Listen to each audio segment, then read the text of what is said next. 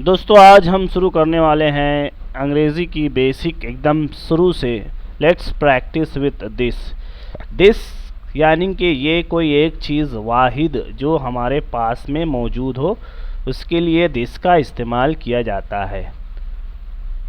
देखते हैं, जैसे कि क्वेश्चन अगर हमें करें WH क्वेश्चन में व्हाट इज़ दिस, यहाँ पर एपॉस्ट्रोफी है, इसकी जगह आई छुपा हुआ है, वहाँ पर इसको पढ़ेंगे व्हाट्स दिस। इसका मतलब ये क्या है।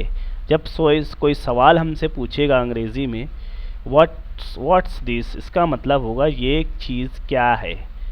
आंसर हम दे सकते हैं, answer this is a highway, ये एक हाईवे है। दिस इज़ अ हाईवे, ये एक हाईवे है।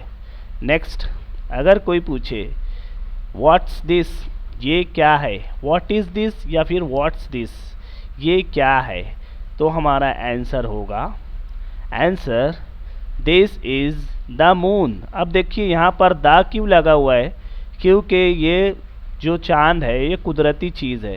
कुदरती चीज़ होगी तो वहाँ पर द का इस्तेमाल होगा।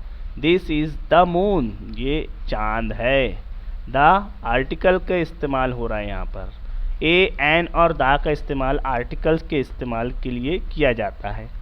नेक्स्ट क्वेश्चन अगर हमें व्हाट्स दिस, ये क्या है, अगर आपको पता है इसका आंसर तो आप दे सकते हैं। गेस कीजिए क्या है ये। Next, answer is this is a tree. This is a tree, ये एक दरख्त है।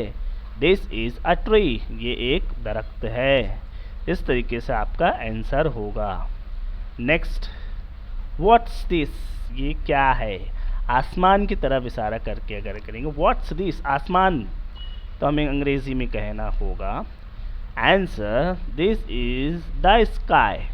अब यहाँ पर द स्काई, आसमान भी कुदरती चीज़ है और एक ही है, तो इसके लिए दिस इज द स्काई, ये आसमान है। दिस इज द स्काई, यहाँ पर द इस्तेमाल करना होगा।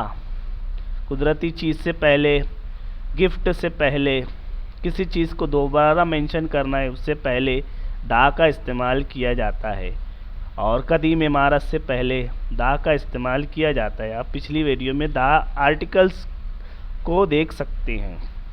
इस तरीके की वीडियो देखने के लिए हमारे चैनल को सब्सक्राइब करें। मिलते हैं अगली वीडियो में।